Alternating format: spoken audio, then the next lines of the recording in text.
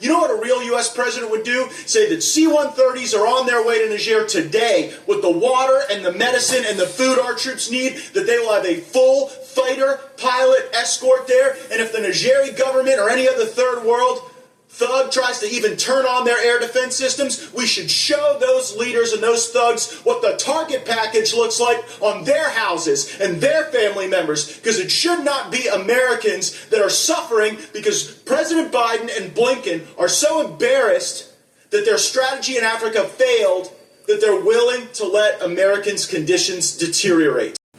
Hey, hi there, my friends. Marvin, once again, thanks for coming across my YouTube channel. You are more than welcome, and I really appreciate your time. You've just seen the clip of U.S. Senator Matt Gaetz thundering, really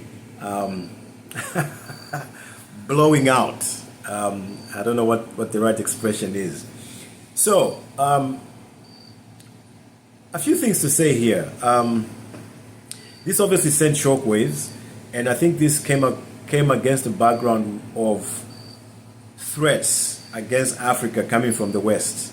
There was, I think, about 3 other videos that were trending within the last 1 year of these white guys that were threatening war against Africa.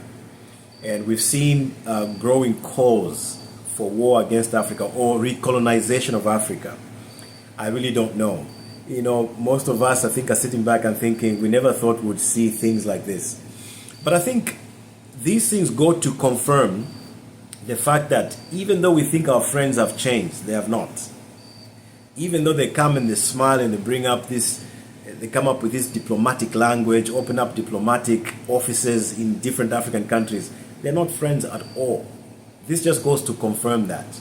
Now, this man, Matt Gaetz, is disappointed that there was no action against Niger, literally to destroy Niger, that action wasn't there. He's angry. Talks about how the Biden administration is disappointed that their strategy has failed in Africa. So the question you ask yourself is, what strategy is it? What strategy is it? For those of you that don't know, I think most of you kind of know the story anyway, but for those that may not know, Niger supported the coup because the president who was in the office was causing up to Western powers, giving away resources to Western powers, and their people were impoverished. I think about 70% of the population living without power.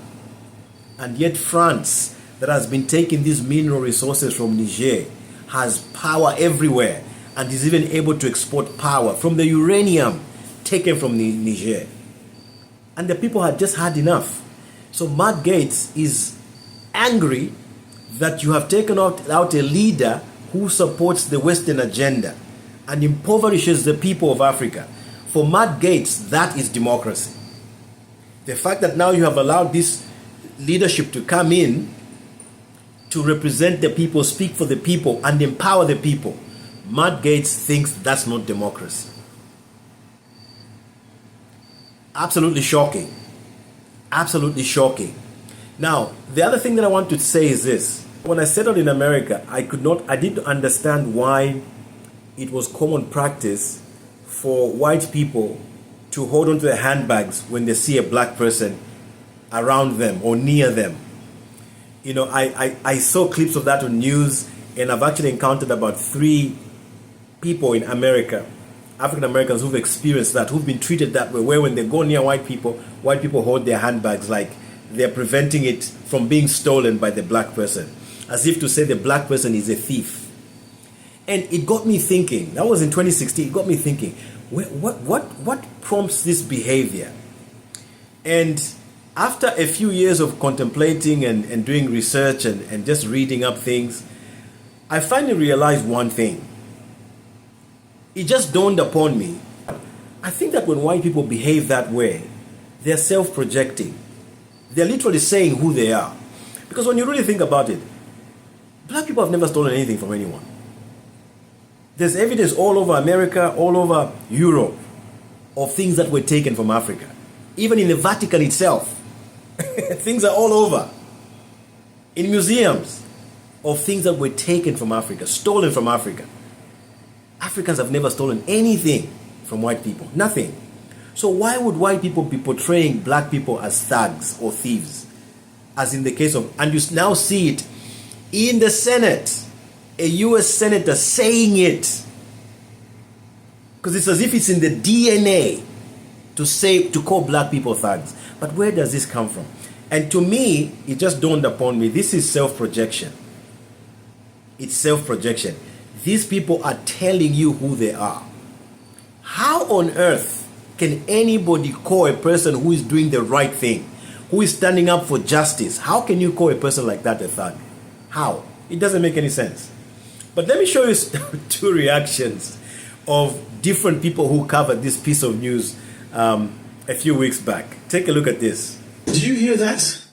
He said a real president would have sent a C-100 airplane with water, food, and other things. And should any of the third world country dare to switch on the air defense, we would create mayhem in their house, on their families. Do you hear that?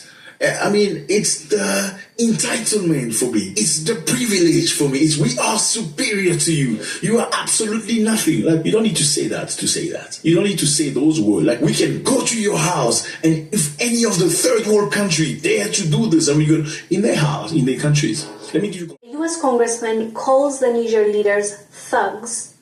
And he also called for an invasion of Niger. Watch this clip. A real U.S. president would do, say that C-130s are on their way to Niger today with the water and the medicine and the food our troops need, that they will have a full fighter pilot escort there. And if the Nigerian government or any other third world thug tries to even turn on their air defense systems, we should show those leaders and those thugs what the target package looks like on their houses and their family members, because it should not be Americans that are suffering because President Biden and Blinken are so embarrassed that their strategy in Africa failed. So what we're really seeing here is growing intimidation. You know, these people have always used intimidation, fear tactics. But what we're seeing now is that these tactics aren't working anymore.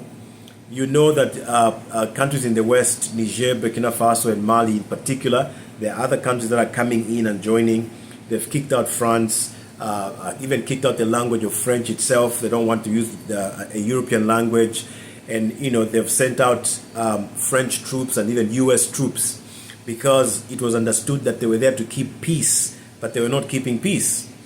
Instead, so many other wrong things were happening, okay, behind the scenes.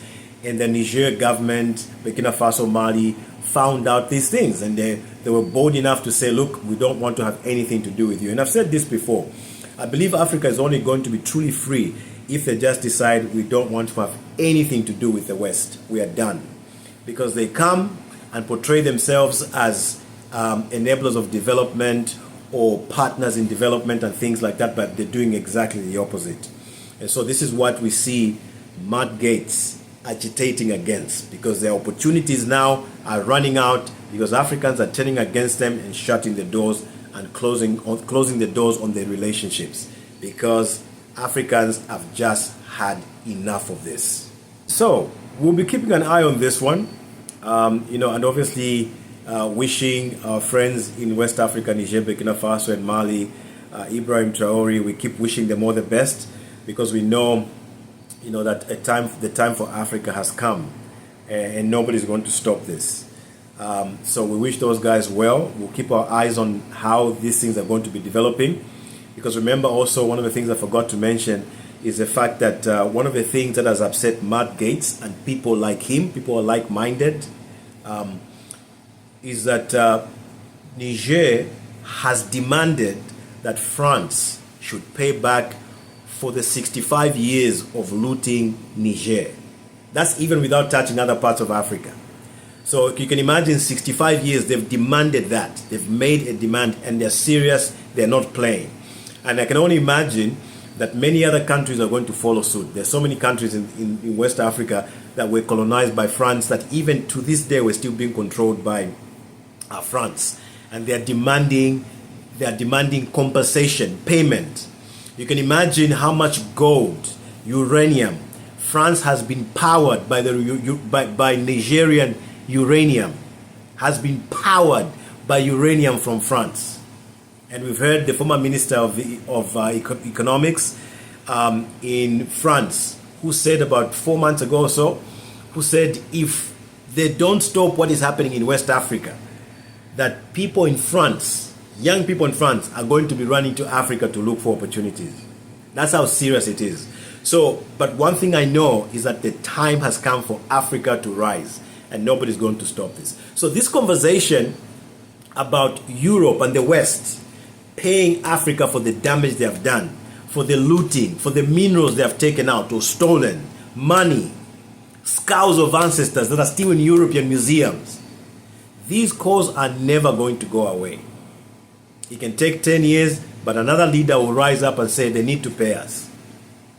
Eventually, Europe is going to pay a very, very big price. I don't know why the West keeps postponing the making up of this broken relationship or the damage that they have done. It's a lot easier to pay now than it will be in the next 50 years or 100 years or whenever. So the idea that they keep postponing this keeps making it worse for their posterity. That means that they keep taking away the future of their own youth. It's best to sort out this thing now. And it's shocking that despite all these things that they have done, they still choose to not respect African people. They still choose to not respect African people.